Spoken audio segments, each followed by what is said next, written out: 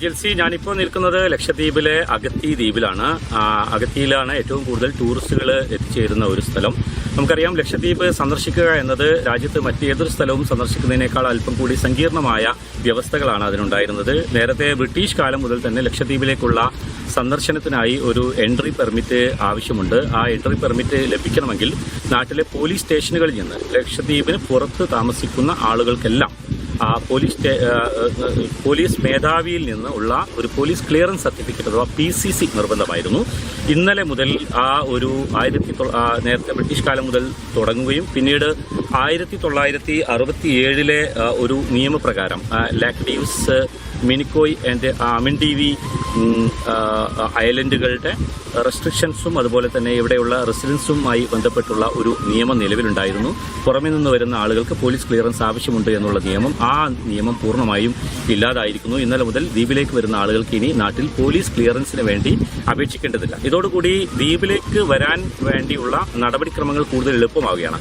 അതേസമയം ലക്ഷദ്വീപിലേക്ക് ഉള്ള entry permit സംവിധാനം ഇപ്പോഴും നിലവിലുണ്ട്. പക്ഷേ ആ എൻട്രി പെർമിറ്റ് സംവിധാനം തികച്ചും ഓൺലൈനായി UT.ലക്ഷദ്വീപ് അഡ്മിനിസ്ട്രേഷന്റെ ആ വെബ്സൈറ്റിൽ നിന്ന് ഓൺലൈനായി തന്നെ ഏതൊരാൾക്കും ഈ എൻട്രി പെർമിറ്റിന് വേണ്ടി അപ്ലൈ ചെയ്യാനാവും. അവരുടെ ID പ്രൂഫ്, ആധാർ കോപ്പിയോ അല്ലെങ്കിൽ അതോടൊപ്പം മറ്റേതെങ്കിലും തരത്തിലുള്ള ID പ്രൂഫ്, അതോടൊപ്പം ഒരു ഫോട്ടോ കോപ്പി കൂടി അപ്ലോഡ് ചെയ്ത് കഴിഞ്ഞാൽ ലക്ഷദ്വീപ് സന്ദർശിക്കാനുള്ള ഗുണകരമാകുന്ന തീരുമാനങ്ങളാണ് എന്ന് കൂടെ മനസ്സിലാക്കണ്ടേ?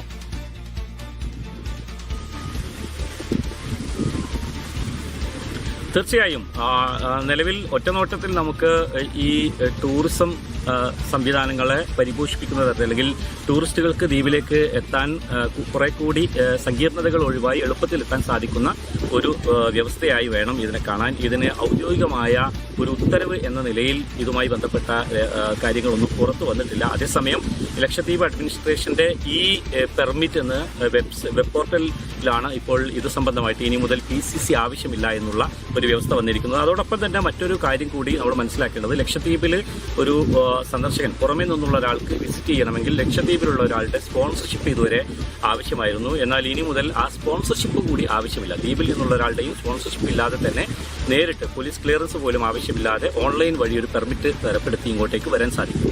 കുറച്ചു മുമ്പ് തന്നെ ഈ സ്പോൺസർഷിപ്പ് സംവിധാനം എന്ന് പറയുന്നത് എടുത്തു കളഞ്ഞിരുന്നു. അതോടൊപ്പം തന്നെ ഈ കാര്യങ്ങൾക്ക് വേണ്ടി ഉണ്ടായിരുന്ന ഹോം ഗാർഡുകളെ കഴിഞ്ഞ ദിവസങ്ങളിലായിട്ട് കുറേ ഹോം ഗാർഡുകളുടെ അവരെ പിരിച്ചുവിടുന്ന ഒരു നടപടി കൂടി ഉണ്ടായിരുന്നു. ഏതായിരുന്നാലും ലക്ഷദ്വീപിൽ നേരത്തെ തുടർന്നു വരുന്ന ഒട്ടേറെ വ്യവസ്ഥകളും നിയമങ്ങളുമുണ്ട്. ആ നിയമങ്ങളുടെ തുടർച്ച തന്നെയാണ്. പക്ഷേ ഒറ്റനോട്ടത്തിൽ ഇത് ഇവിടെയുള്ള ടൂറിസം സംവിധാനങ്ങളെ പ്രോത്സാഹിപ്പിക്കുന്നതും അതുപോലെ തന്നെ ലക്ഷദ്വീപിലെ ടൂറിസ്റ്റ് ആയി ദ്വീപിലേക്ക് എത്തുന്ന ആളുകൾക്ക് ഏറെ ഗുണകരമായ ഒരു നിലപാടായിട്ടാണ് നമുക്ക് മനസ്സിലാക്കാൻ സാധിക്കുന്നത്. കഴിഞ്ഞ ദിവസം വെബ്സൈറ്റിലാണ് ഇത് സംബന്ധമായ വിവരങ്ങൾ വരുന്നത്. 1967 മുതൽ തുടർന്നു വരുന്ന ആ ഒരു വ്യവസ്ഥയ്ക്ക് ഒരു ലഘൂകരണമാണ് വന്നിരിക്കുന്നത്. ഇത് സംബന്ധമായ കൂടുതൽ വിവരങ്ങൾ വരും ദിവസങ്ങളിലാണ് നമുക്ക് അറിയേണ്ടത്. മാത്രമല്ല, ഇവിടെയുള്ള ഈ ടൂറിസം ഉപജീവന മാർഗമാക്കിയ നിരവധി ആളുകളുണ്ട്. ഇതിന്റെ ലക്ഷദ്വീപിലെ ടൂറിസ്റ്റുകളുടെ സ്പോൺസർമാരായും മറ്റുമൊക്കെ ധാരാളം ആളുകൾ കഴിഞ്ഞു വരുന്നുണ്ട്. തീർച്ചയായിട്ടും അത്തരത്തിലുള്ള കാര്യങ്ങൾ കൂടെ പരിഗണിക്കേണ്ടതാണ്. ടൂറിസത്തിന് ഉതകുന്ന ഒരു തീരുമാനം എന്നതിനുപരി ഇതിനെ ആശ്രയിച്ച് അവിടെ സ്പോൺസർഷിപ്പിലൂടെയൊക്കെ വരുമാനം നേടിക്കൊണ്ടിരിക്കുന്ന ആളുകളെ കൂടെ